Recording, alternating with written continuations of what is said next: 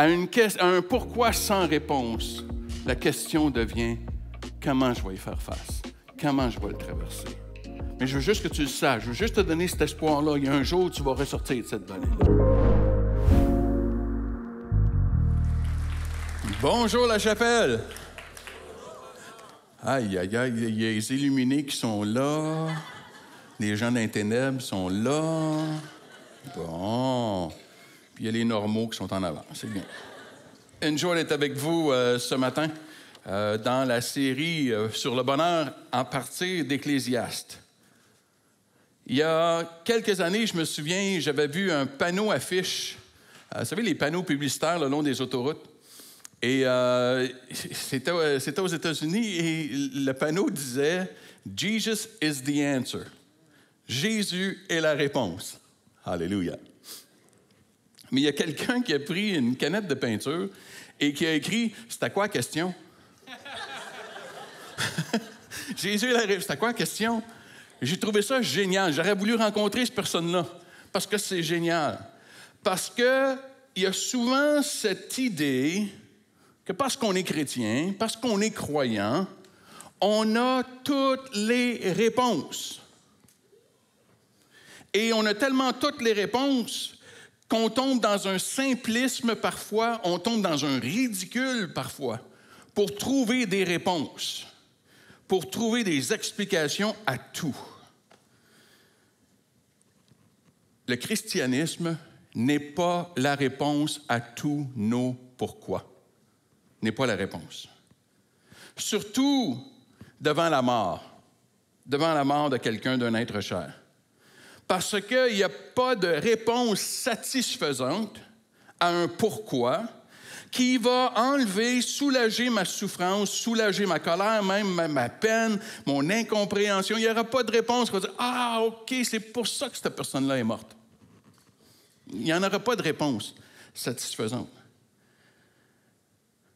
Bien qu'on veut fuir, on veut même nier la mort, le fait c'est qu'elle fait partie de la vie. Et Ecclésiaste est très honnête à ce sujet-là. Ecclésiaste 3, les versets 1 et 2. Il y a un temps pour tout, un temps pour toutes choses sous les cieux, un temps pour naître, un temps pour mourir. Et quand on affronte cette mort, rempli de nos pourquoi. C'est là que ma foi va venir m'aider à traverser cette épreuve-là, de vivre avec les pourquoi sans réponse. La foi vient m'aider à vivre avec le mystère, l'incompréhension qui font partie de la vie ici-bas. Elle ne me donne pas toutes les réponses, mais elle m'aide à traverser l'incompréhension. Elle m'aide à traverser l'épreuve. Mais non seulement de vivre avec le mystère, mais aussi avec le comment. Comment traverser une épreuve semblable? À un pourquoi sans réponse, la question devient comment? Laisse-moi te répéter. À un pourquoi sans réponse, la question devient comment je vais y faire face? Comment je vais le traverser? Comment traverser le deuil? Comment traverser l'épreuve? Peut-être le deuil d'un être cher, peut-être le deuil d'un mariage, le deuil d'un rêve, le deuil d'une famille, le deuil d'une carrière, peut-être le deuil d'une santé. Il y a un temps pour toute chose, nous dit Ecclésiaste. Et là, comment? J'aimerais regarder le psaume 23 avec vous. Parce que le verset 4 du psaume 23 dit « Quand je marche dans la vallée de l'ombre de la mort, je ne crains aucun mal, car tu es avec moi. » Tu es avec moi. Tu as remarqué comment le verset commence, hein? Quand? J'aurais vraiment souhaité qu'il commence avec « si ». Si je marche dans la vallée, hein? Mais tu vois, le problème avec la Bible, c'est qu'elle est honnête. Et l'auteur des psaumes, il est en accord avec l'auteur de l'Ecclésiaste. C'est pas un si, c'est quand. Parce que la mort fait partie de la vie. Je me souviens au début de la pandémie. Et à tous les jours, on nous faisait aux nouvelles, hein, il disait combien de personnes étaient mortes au Québec. C'était assez déprimant, non? Mais c'était pas nouveau qu'il y avait du monde qui mourait au Québec. C'est juste que là, on nous le rappelait à tous les jours. On nous rappelait les gens qui étaient morts. C'est un rappel quotidien. Et l'humain ne veut pas y penser. On veut même fuir l'idée. Regardez tous les efforts qui sont faits pour se rajeunir. Alléluia.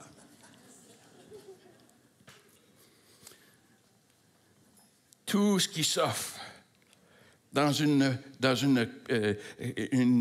passion, une préoccupation de vieillir, on fait toutes sortes de choses pour se rajeunir. Mais la réalité est, peu importe ce que tu relèves, la loi de la gravité va le remporter. Amen. Mais on ne veut pas y penser. On veut fuir. On veut fuir notre mort. On veut faire toutes sortes de choses pour se fuir cette idée de notre mort. Ben, j'ai une nouvelle pour toi aujourd'hui. Ta mort est garantie. Amen. Bon dimanche.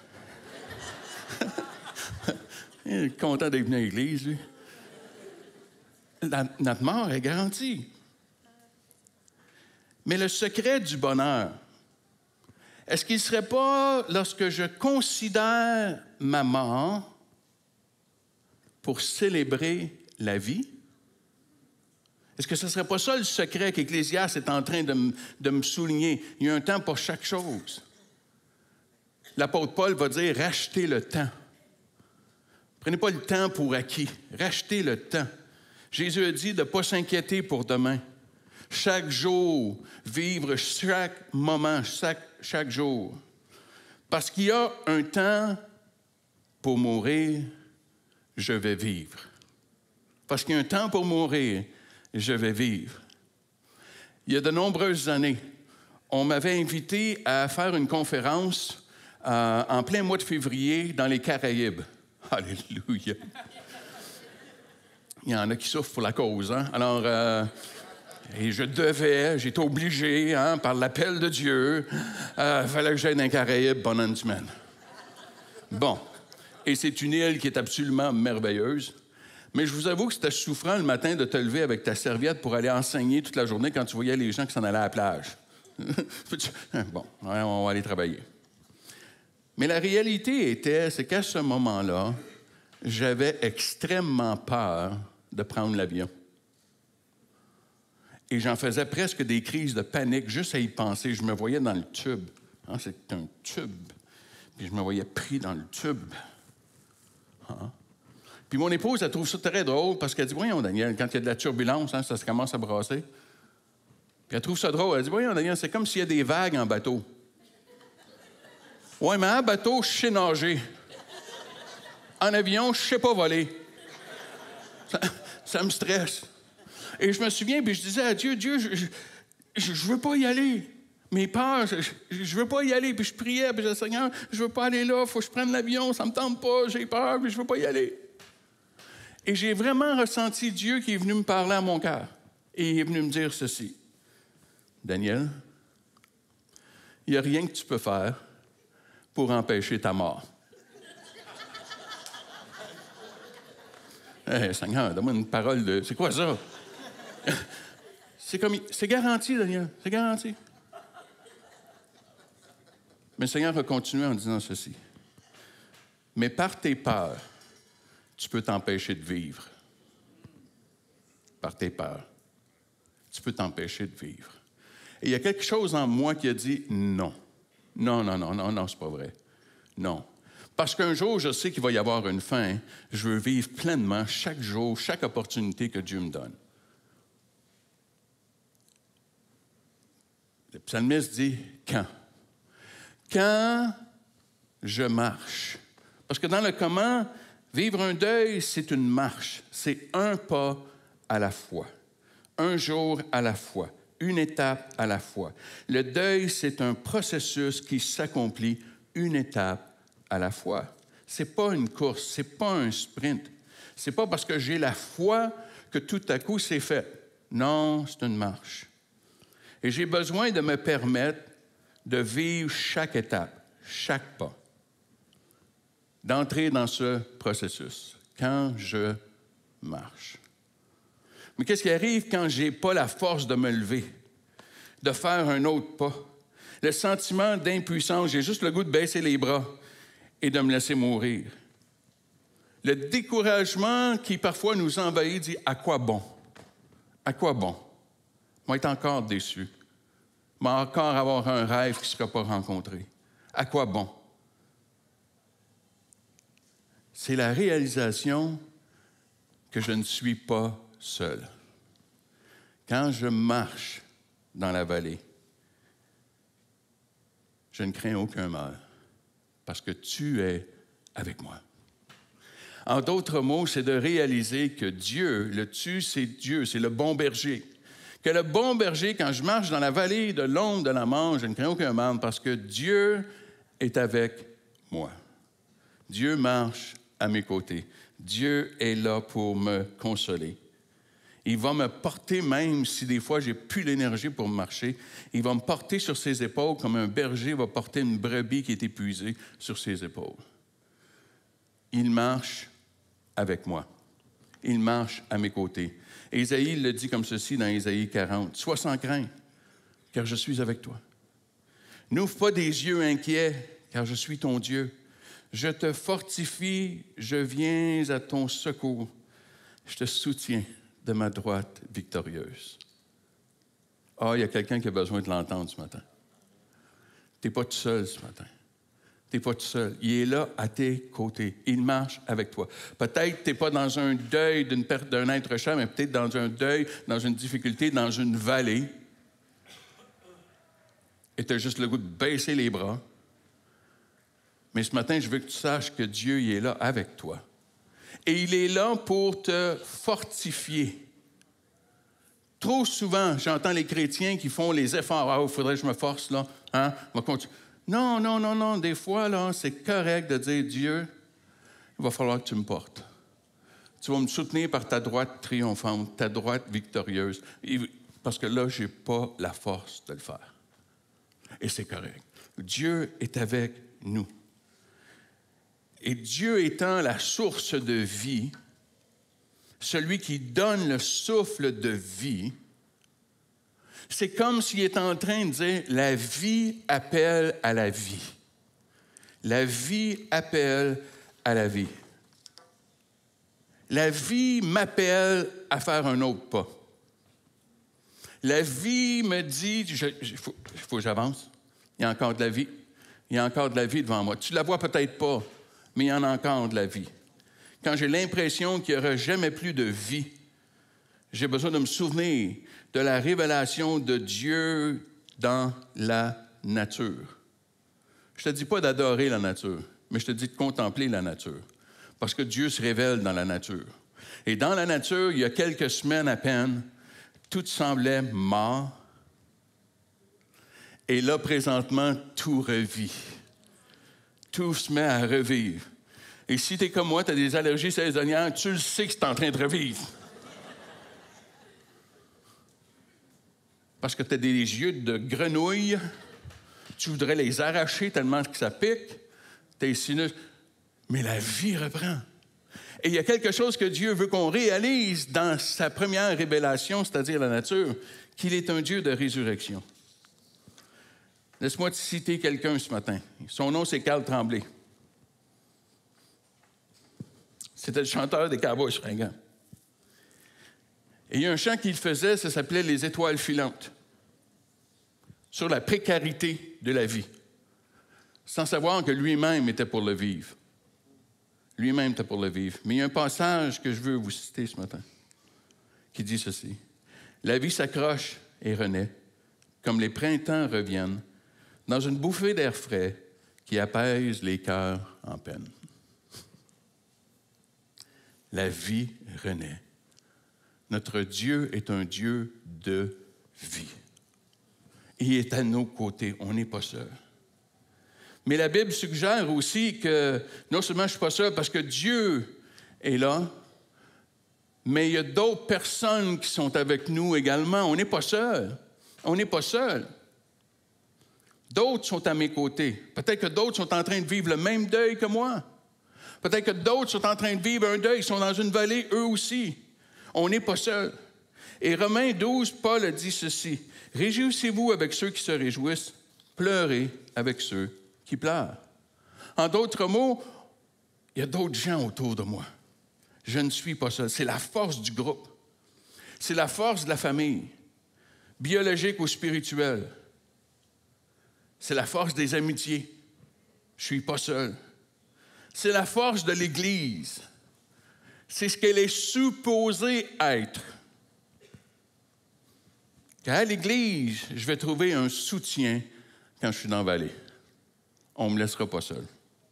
On ne me laissera pas seul. Mais aussi, si j'ai perdu un être cher, il reste d'autres personnes dans ma vie qui m'amènent à continuer à marcher. Ah, l'image que j'ai, c'est comme quand tu perds un morceau d'un casse-tête. Hein? Le morceau, il n'est pas là. Il n'est plus là, le morceau. Il ne sera pas remplaçable.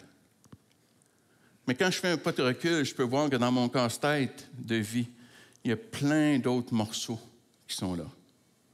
Il y a d'autres relations, il y a d'autres personnes. Je ne suis pas seul. Je ne suis pas seul.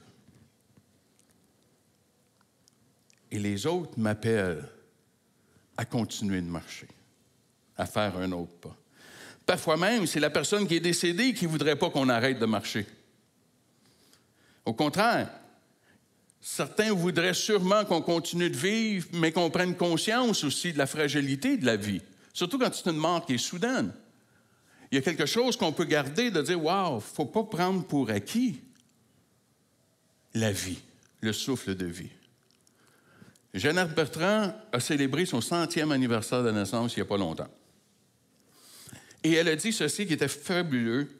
Elle a dit « D'avoir cet âge-là, c'est absolument merveilleux parce que j'entends tous les commentaires, toutes les paroles pour m'honorer et je suis encore vivante pour les entendre. » Parce qu'habituellement, on dit ça des gens qui sont morts. Et je me suis dit « Wow, il y a une leçon dans ça. » Est-ce que parfois, j'ai des paroles que je ne dis pas, que si je prends conscience que la mort nous attend, peut-être que je devrais le dire. Peut-être que je devrais le faire de notre vivant, de célébrer la vie, de célébrer et de mentionner nos sentiments. Comment, quand je marche, je ne crains aucun mal, tu es avec moi. Mais c'est une vallée. C'est une vallée. Ce n'est pas un puits sans fond, c'est une vallée. Une vallée où il y a une descente, des fois qui peut être brutale, mais il y a une remontée. Il y a un autre côté. Et le bon berger me dirige vers quoi? Le verset 2 avant dit « Il me fait reposer dans de verts pâturages, et il me dirige près des eaux paisibles. » Parfois, quand tu es dans la vallée, tu n'y vois rien. C'est sombre, c'est juste noir. C'est correct que tu ne le vois pas, mais c'est bon de te souvenir, il y a des verts pâturages qui t'attendent. Il va y avoir une remontée hors de la vallée de l'ombre de la mort. Il va y avoir un après. C'est correct, tu ne le vois pas, tu es dedans. Je me souviens d'une personne qui avait vécu une crise, une épreuve épouvantable, un décès catastrophique. Et je me souviens, je la regardais, puis je lui ai dit, tu sais qu'un jour, tu vas regarder en arrière. Il y a un jour, tu vas ressortir de la vallée. C'est correct que tu ne le vois pas présentement, là. C'est correct. Mais je veux juste que tu le saches. Je veux juste te donner cet espoir-là. Il y a un jour, tu vas ressortir de cette vallée-là. Et Dieu a été fidèle dans sa vie. Parce qu'effectivement, elle en est ressortie. Tu vois, dans le processus du deuil, la dernière étape, on l'appelle l'étape de l'héritage. Qu'est-ce que je garde? Qu'est-ce que j'ai hérité de cette personne-là, de ce moment? Qu'est-ce que je garde pour moi? Peut-être tu as perdu, pas un être cher, tu as peut-être perdu un rêve, tu as peut-être perdu un mariage, tu as peut-être perdu... Qu'est-ce que je garde? Quand c'est un être cher, parfois, c'est comme ça qu'on garde la personne vivante en nous. Hein? On le garde vivant parce qu'on a gardé des héritages de cette personne-là. Malgré la perte. Malgré la perte. Mais en même temps, c'est bon de se souvenir. Jean 3,16 dit ceci. « Car Dieu a tant aimé le monde qu'il a donné son Fils unique, afin que quiconque croit en lui ne périsse point, mais qu'il ait la vie éternelle. » J'aurais un amen, ça aurait été pas pire, là.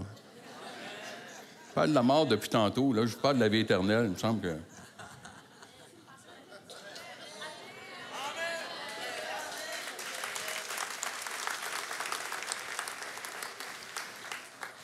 Le croyant peut rentrer dans la vallée. Il sait qu'il y a une remontée. Le croyant peut regarder la mort et se souvenir que la mort n'a pas gagné. Jésus a gagné à la résurrection. Et il me promet ma résurrection. Et j'ai cette espérance merveilleuse de la vie éternelle. Que parfois, il y a des êtres chers qu'on a perdus, qu'on va revoir. On va revoir. J'étais à côté de mon papa quand il est décédé il y a de nombreuses années. Et la dernière parole qu'il a dit sur la terre, c'est « Jésus, sauve mon âme ». C'est la dernière parole qu'il a dit. Et il y a un moment donné, dans mon processus de deuil, le Seigneur m'a juste montré, il dit « Tu sais qu'un jour, tu vas le revoir, là. » Et c'est vrai, hein? Wow! On va avoir une jase, tous les deux. Tu vois, pour ceux qui ne savent pas, mon père était alcoolique puis il était violent. On va avoir une jase. L'espérance de la vie éternelle pour le croyant peut faire face à la mort. Parce que j'ai la foi que quiconque croit en lui ne périt point, mais qu'il a la vie éternelle. Il y a plusieurs années de cela, j'ai perdu quelqu'un qui était très proche de moi, que j'aimais beaucoup, beaucoup. Il était précieux pour moi, il était précieux pour notre famille.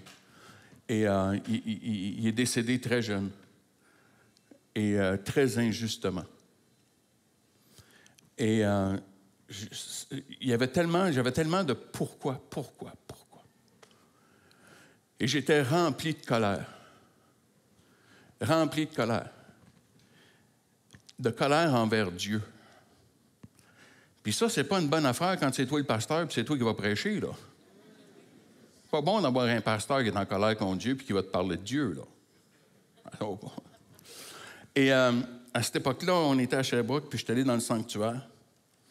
Puis j'ai averti tout le monde dans le staff, tout le monde dans la bâtisse, ne venez pas dans le sanctuaire. Je vais fermer les portes, peu importe ce que vous allez entendre, peu importe ce qui va se passer, ne venez pas dans le sanctuaire, laissez-moi tout seul. Puis je pense qu'il voyait dans mon visage qu'on est mieux de le laisser tout seul. Et je suis monté sur la tribune. Et je me suis mis derrière ma tribune sur laquelle je prêchais tous les dimanches. Et c'était à coups de poing.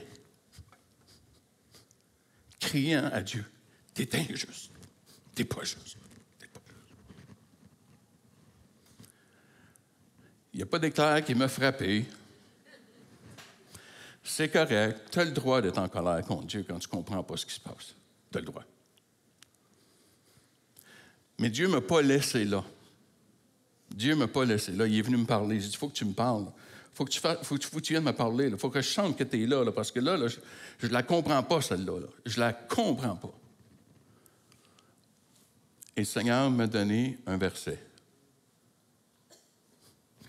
Ecclésiaste 3, verset 2. Il y a un temps pour naître et il y a un temps pour mourir.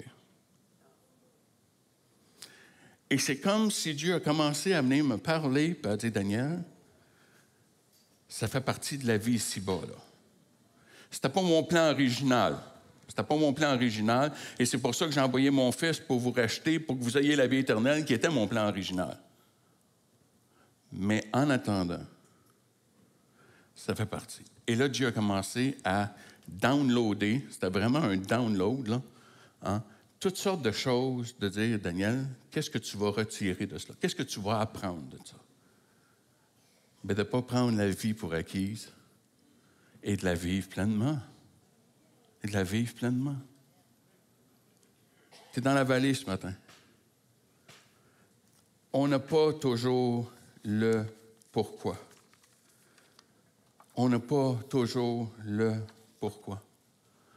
Et la vie chrétienne, ce n'est pas la réponse à tous nos pourquoi. La vie est trop complexe. On est juste humain. Mais ma foi m'aide à vivre avec le mystère.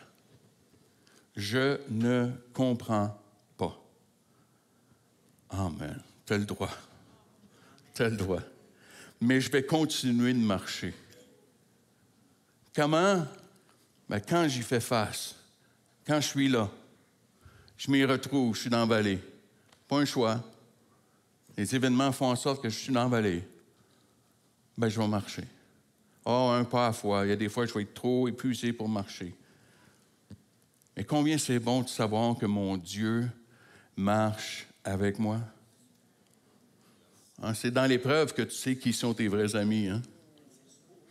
Parce qu'habituellement, les épreuves, les amis, les pas vrais, ils sont bons. On n'aime pas ça, accompagner quelqu'un dans la vallée de l'ombre de la mort. On ne veut pas aller là, nous autres mêmes. Et c'est là que tu découvres tes vrais amis. Puis tous ceux que tu as sur Facebook, là, tu vas voir c'est quels qui sont tes amis. Mais tu vois, Dieu ne fuit pas mon épreuve. Il est avec moi. Dieu n'a même pas fui un Daniel qui était complètement enragé contre lui. Dieu, il est sécure. Je n'ai pas menacé qu'il ne sentait pas Dieu. Là. Je ne sais pas si oui, est encore Dieu. Non. Dieu, il est sécure. Il savait qu'il est Dieu. Mais il a accueilli ma colère. Il a accueilli mon incompréhension. Il a accueilli et il est resté avec moi. Il est resté près de moi. Parce que tu vois, c'est un Dieu qui ne me laisse pas seul. C'est un Dieu qui ne te laisse pas seul. Dans l'épreuve, dans la situation où tu es, tu n'es pas seul. Dieu est avec toi. L'apôtre Paul l'a écrit comme ceci. « Béni soit Dieu, le Père de notre Seigneur Jésus-Christ, le Père des miséricordes et le Dieu de toute consolation, qui nous console dans toutes nos afflictions, afin que par la consolation dont nous sommes l'objet de la part de Dieu, nous puissions consoler ceux qui se trouvent dans quelque affliction. » La consolation que Dieu me donne pour ensuite devenir un instrument de consolation pour ceux qui m'entourent et qui souffrent. Pour leur dire qu'il y a un Dieu. Il y a un Dieu qui est là, qui vient nous consoler, qui vient nous fortifier, qui vient nous relever, qui vient nous accompagner, même quand on n'a plus espoir, qui nous rappelle qu'on est dans une vallée et il y a des verts pâturages qui nous attendent. Il y a des verts pâturages qui sont là. C'est vrai pour toi ce matin. Tu es peut-être dans la vallée. Peut-être le deuil d'un être cher. Peut-être le deuil d'un rêve. Le deuil d'une famille. Le deuil d'un mariage. Peut-être le deuil de ta santé. Tu as eu un mauvais diagnostic. Juste des fois, on est dans la vallée. Mais on est là. Dieu est avec nous. Dieu est avec nous. Et c'est important de se souvenir que Dieu est un Dieu de consolation. On ne comprendra pas tout. On va avoir des pourquoi qui vont être sans réponse. Mais je sais que Dieu est là. Je sais que Dieu nous aime. Et je sais que ma vie est entre ses mains.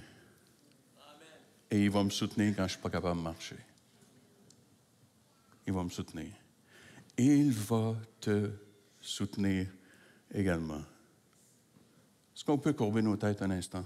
Et si le musicien peut venir au piano, juste commencer tranquillement. Tu es ici ce matin puis tu es dans un deuil, tu es dans la vallée.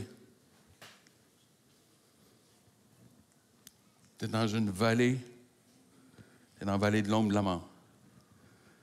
Tu as perdu un être cher. qui soulève peut-être beaucoup de pourquoi, beaucoup d'incompréhension. Mais peut-être c'est un autre deuil que tu es en train de faire, que tu es en train de traverser. Et si c'est ton cas ce matin, j'aimerais que tu lèves la main là où tu es, juste pour que je sache pour qui je vais prier dans un instant. On vit un deuil. On vit un deuil.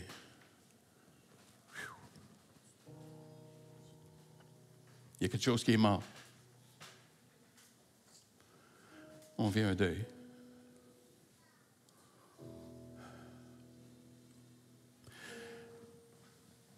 Si tu as levé ta main, je te demanderais juste de te lever debout où tu es.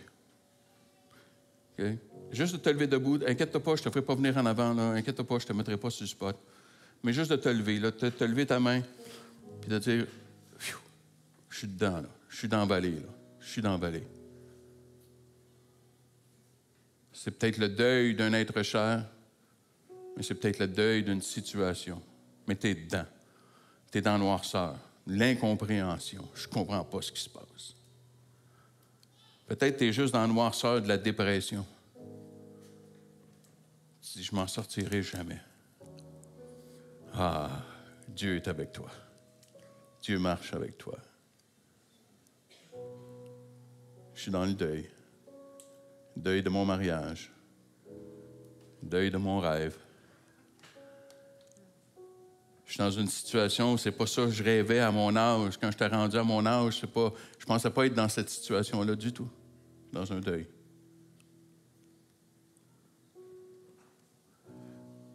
Si c'est ton cas, juste te lever là où tu es. Juste te lever.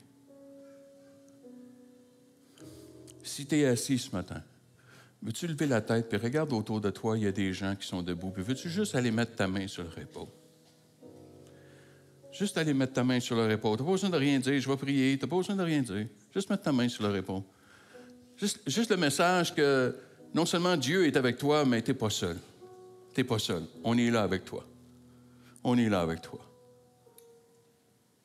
Juste de mettre ta main autour. Seigneur, je veux te prier pour chaque personne qui est dans le deuil, qui est dans la vallée ce matin.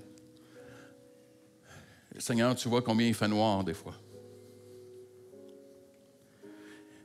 Et tu sais comment, parfois, on ne comprend pas. On n'a pas de réponse à nos pourquoi. Mais tu es là, tu es fidèle et tu marches à nos côtés. Peux-tu venir maintenant, Seigneur? Comme l'apôtre Paul a dit, peux-tu venir te manifester comme étant le Dieu de consolation? Viens consoler nos cœurs ce matin. Nos cœurs qui souffrent, nos cœurs qui sont dans le deuil, nos cœurs qui sont dans le mystère, nos cœurs qui sont dans la noirceur. Viens consoler nos cœurs, je te prie. Et qu'à travers la consolation qu'on reçoit de toi, fais de nous des instruments de consolation. Qu'on soit sensibles aux autres qui sont dans la vallée. Et qu'au lieu d'arriver avec une réponse toute faite et une parole souvent de condamnation, qu'on arrive avec une parole de consolation.